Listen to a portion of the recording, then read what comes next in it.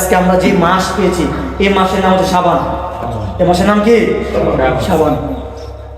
এই শাবান মাস আল্লাহ পাক 4টা মাসকে সম্মানিত মাস করেছেন। কয়টা মাসকে? 4টা মাসে সম্মানিত করেছেন। তার মধ্যে রজব মাস, শাবান মাস, রমজান মাস, মুহররম মাস। সেই 4টা মাসের মধ্যে আজকে যে মাসের মধ্যে উপনীত হয়েছে, আজকে 3 তারিখ, সেই মাসের নাম হচ্ছে শাবান মাস। কি মাস? শাবান মাস। শাবান মাসের শব্দের অর্থ হচ্ছে শাখা পোশাকা। শাখা পোশাকা। এই শাখা পোশাকের নাম রাখা কেন হলো?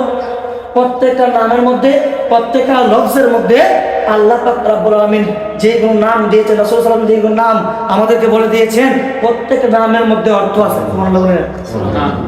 এই শাখা পোশাকা কেন রাখা হলো?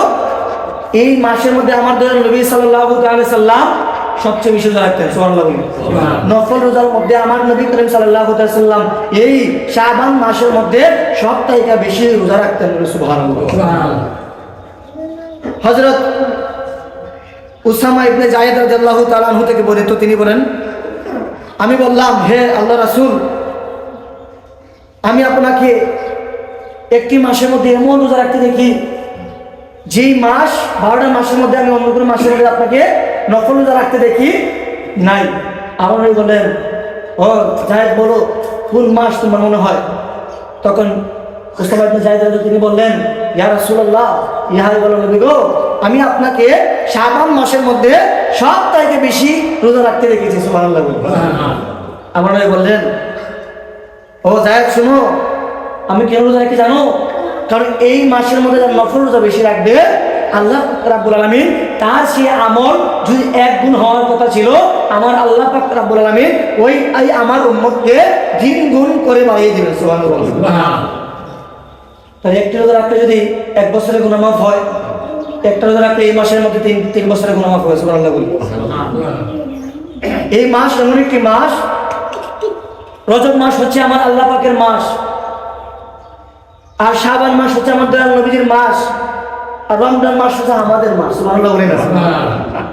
হাদিসের মধ্যে আসছে, ইমামগণ বলেছেন এবং নবীজি বলেছেন যে ধান লাগানোর মাস হচ্ছে রজব মাস, পানি দেওয়ার মাস হচ্ছে এই শাবান মাস, আবার যখন মাল জিনিসপত্র পেকে যায়, এটা জিনিসপত্র কাটার মাস হচ্ছে রমজান মাস। সুবহানাল্লাহ।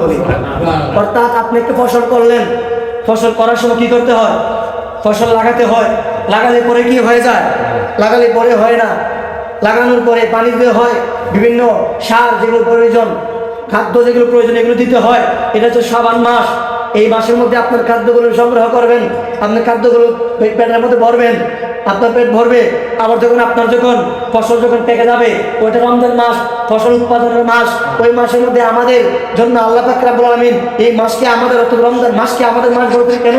ওই মাসের মধ্যে আমরা যা কিছু করবো তার দ্বিগুণ আল্লাহ সব দান করবে। সুবহানাল্লাহ। আজকে আমরা এই মাসের মধ্যে খুশি হবে যা খুশি। আরে এমন মানুষও তো আছে যে রাত্রে বলেছে আজকে আমরা থাকবো, কিন্তু আল্লাহ বলে, না বান্দা, তুমি বললে থাকতে পারবা না, আমি তোমাকে ডাক দিয়েছি, তোমার যাইতে হবে। তুমি দুনিয়ার বাহাদুরি দেখিয়েছিলা, তুমি অমুক হয়েছো, সমুক হয়েছো, অমুক প্রভাবশালী হয়েছো, অমুক এমপি হয়েছো, অমুক মন্ত্রী হয়েছো। বান্দা, তুমি আমার কাছে কোনো কিছুই না। আমি তোমাকে যদি তোমার জবানটা 1 মিনিটের জন্য বন্ধ করে দিই, বান্দা, তুমি 1 সেকেন্ড, 1 মিনিটের পরে 1 সেকেন্ড তোমার থাকার ক্ষমতা দুনিয়ার মধ্যে। তাহলে আল্লাহ পাক আপনাকে আমাকে এই মাস দিয়েছেন, না ভাগ্য না খারাপ? ভাগ্যবান না খারাপ? আমরা ভাগ্যবান। কেন? এই মাস হচ্ছে আল্লাহ পাক রব্বুল আলামিন যে মাস মহব্বত করেছেন, রজব মাস, আর এই মাস আমার দয়াল নবীজির মাস। এই মাসের মধ্যে আমাদের বেশি বেশি আমল করার প্রয়োজন। আমার নবী বলে, এই মাসের মধ্যে আমল করলে তার দ্বিগুণের সওয়াব আল্লাহ দান করবে। সুবহানাল্লাহ। এই মাসের মধ্যে আবার 14 তারিখ শাবান, 14 তারিখ দিবাগত রাত্রে আমাদের শবে বরাত। কি বরাত? শবে বরাত।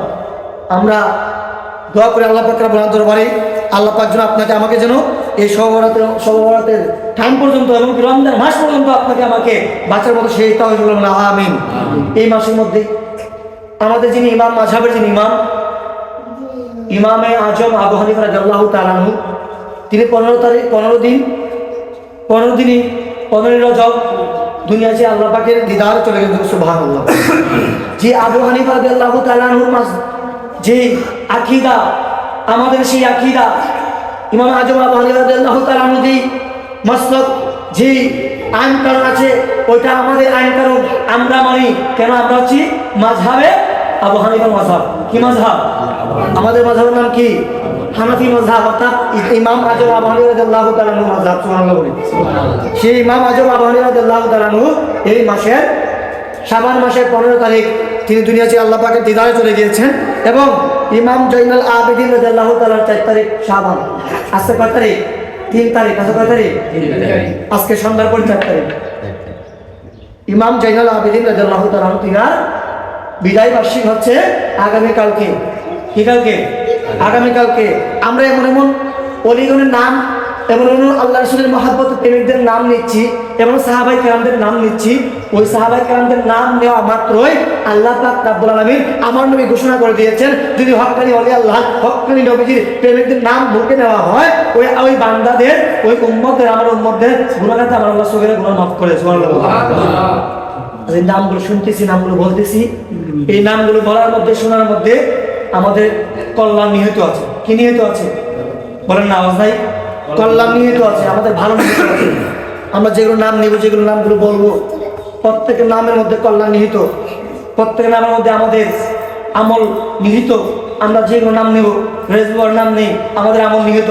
গাউসে বাগার নাম নেই, আমাদের আমল নামে নাম লেখা, আমল নামের মধ্যে আমল লেখা হবে। আমরা বড় পীর আব্দুল কাদের জিলানী এবং খাজা মুঈনুদ্দিন চিশতি আজমিরি রাদিয়াল্লাহু তাআলার নাম নেই। প্রত্যেকের নামের মধ্যে যেগুলো নাম মুবারক আমরা নিব না কেন, প্রত্যেকের নামের মধ্যে আমাদের কল্যাণ নিহিত। সুবহানাল্লাহ।